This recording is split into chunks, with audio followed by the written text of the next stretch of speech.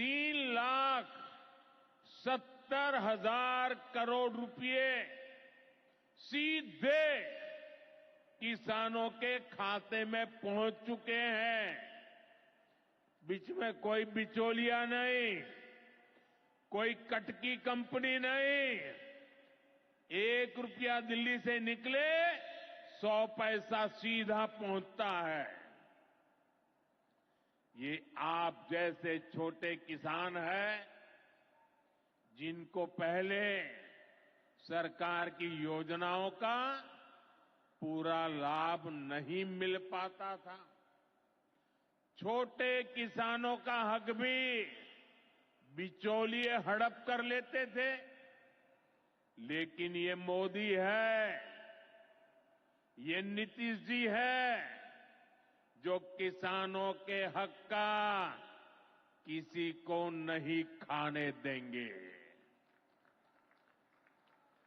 जब ये कांग्रेस वाले, जंगल राज वाले सरकार में थे तो इन लोगों ने खेती का कुल जितना बजट रखा था उससे कई गुना ज्यादा पैसा तो हम सीधे आप किसानों के बैंक खातों में भेज चुके हैं। ये काम कोई भ्रष्टाचारी नहीं कर सकता है। ये काम वही सरकार कर सकती है जो किसान कल्याण के लिए समर्पित है। साथियों, कांग्रेस हो, जंगल राज वाले हो, इनके लिए आप किसानों की तकलीफ भी कोई मायने नहीं रखती। पहले जब बाढ़ आती थी, सूखा पड़ता था, ओला पड़ता था, तो ये लोग किसानों को अपने हाल पर छोड़ देते थे। 2014 में जब आपने एनडीए को आशीर्वाद दिया तो मैंने कहा ऐसे नहीं चलेगा। एनडीए सरकार ने पीएम फसल बीमा योजना बनाई। इस योजना के तहत 2.25 लाख करोड़ रुपए का क्लेम किसानों को आपदा के समय मिल चुका है। साथियों, जो भूमिहीन है, जो छोटे किसान है, उनकी आय को बढ़ाने में एनडीए सरकार पशुपालन को बढ़ावा दे रही है। पशुपालन गांव में हमारी बहनों को लखपति दीदी बनाने में भी बहुत काम आ रहा है। देश में अभी तक करीब 1.25 करोड़ लखपति दीदी बन चुकी है। इनमें बिहार की भी हजारों जीविका दीदियां शामिल है। बीते दशक में भारत में दूध उत्पादन 14 करोड़ टन से बढ़कर, ये याद रखिए, 10 साल में 14 करोड़ टन दूध उत्पादन से बढ़कर के 24 करोड़ टन दूध उत्पादन हो रहा है। यानी भारत ने दुनिया के नंबर 1 दूध उत्पादक के रूप में अपनी भूमिका को और सशक्त किया है। इसमें बिहार की भी बहुत बड़ी भागीदारी है। आज बिहार में सहकारी दूध संघ प्रतिदिन 30 लाख लीटर दूध खरीदता है। इसके कारण हर साल 3,000 करोड़ रुपए से अधिक बिहार के पशुपालकों, हमारी माताओं बहनों के खाते में पहुंच रहे हैं। साथियों, मुझे खुशी है कि डेयरी सेक्टर को बढ़ावा देने के हमारे प्रयासों को राजीव रंजन जी, हमारे ललन सिंह जी बहुत ही कुशलता के साथ आगे बढ़ा रहे हैं। इनके प्रयासों से यहां बिहार में 2 परियोजनाएं तेजी से पूरी हो रही है। मोतीहारी का सेंटर ऑफ एक्सीलेंस बेहतरीन देसी नस्ल की गायों के विकास में मदद करेगा। दूसरा बरौनी का मिल्क प्लांट है। इस क्षेत्र के 3 लाख किसानों को फायदा होगा, नौजवानों को रोजगार मिलेगा।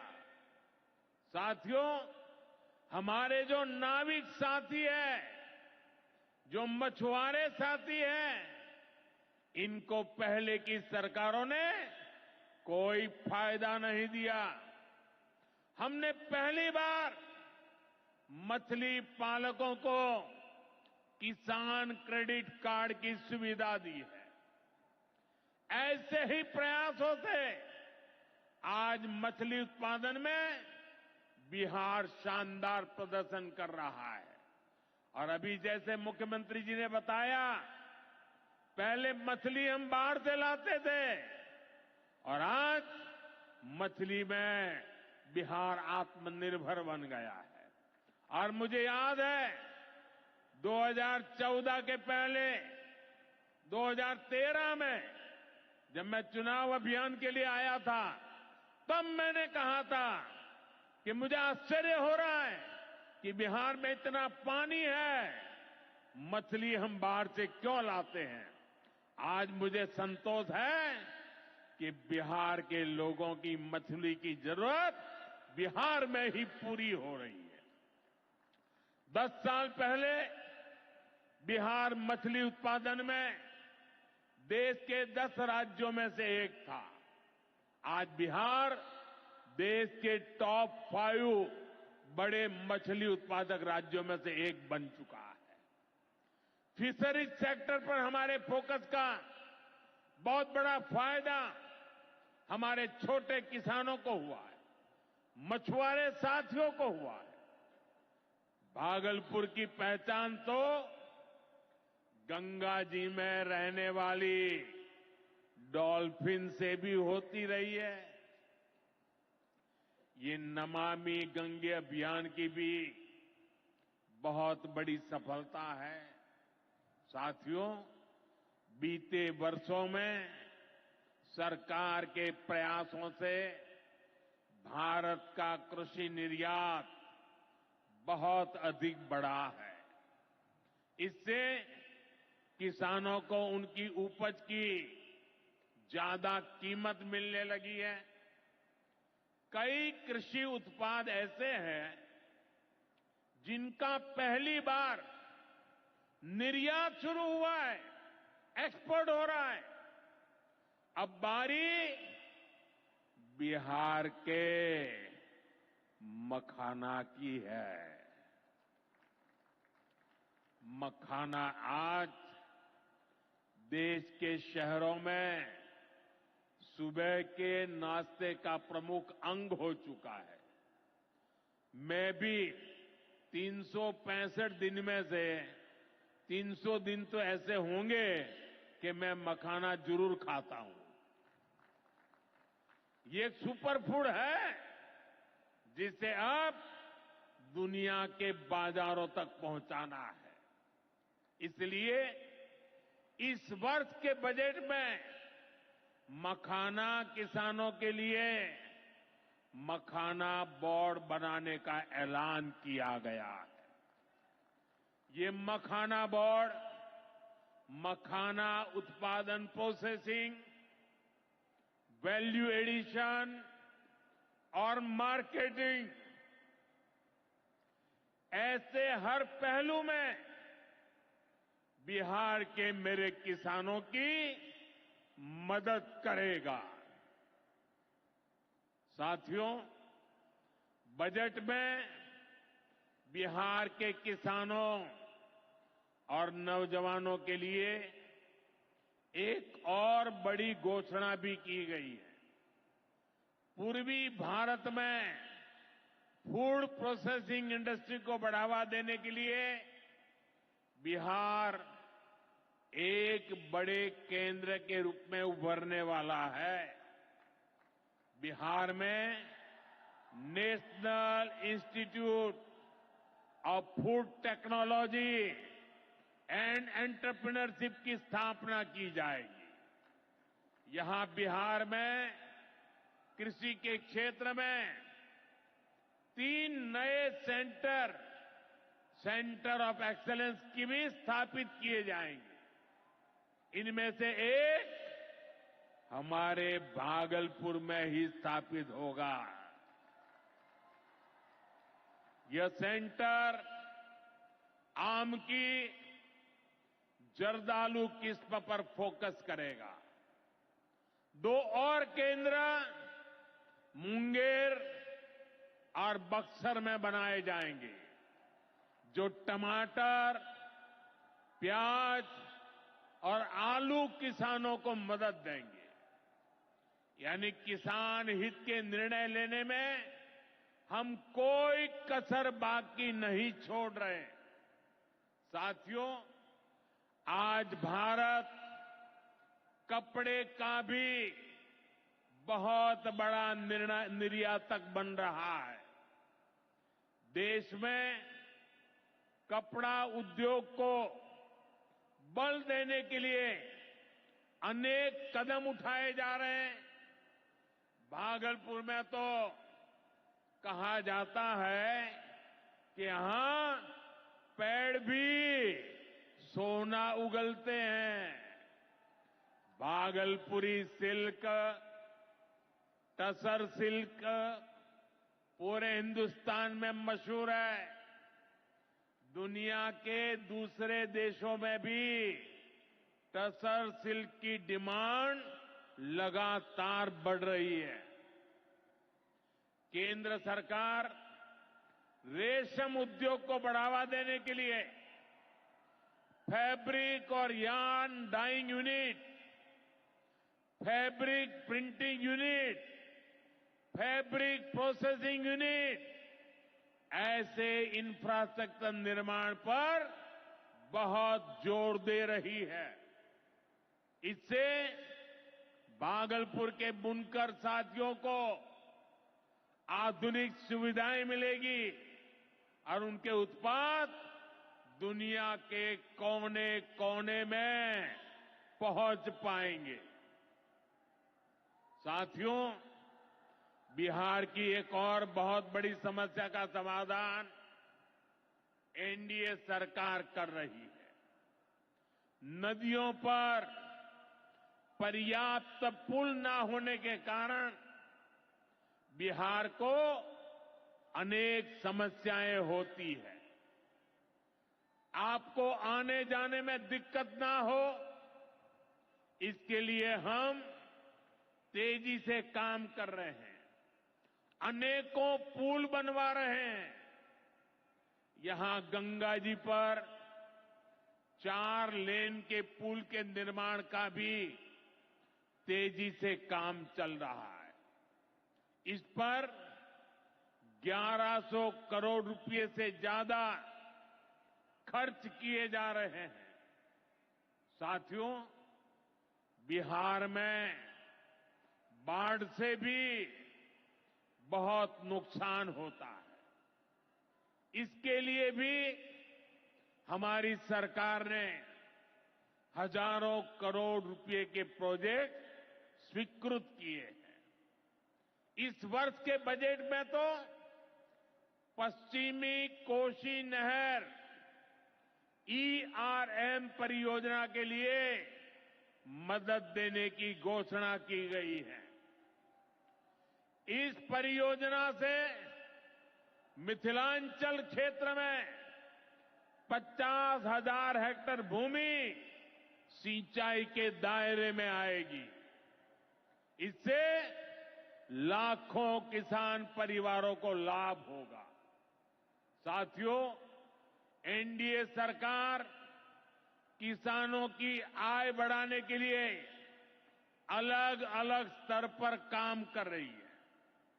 भारत में उत्पादन बढ़े, दलहन और तिलहन में हम आत्मनिर्भर हो, यहां ज्यादा से ज्यादा फूड प्रोसेसिंग उद्योग लगे और हमारे किसानों के उत्पाद दुनिया भर तक पहुंचे।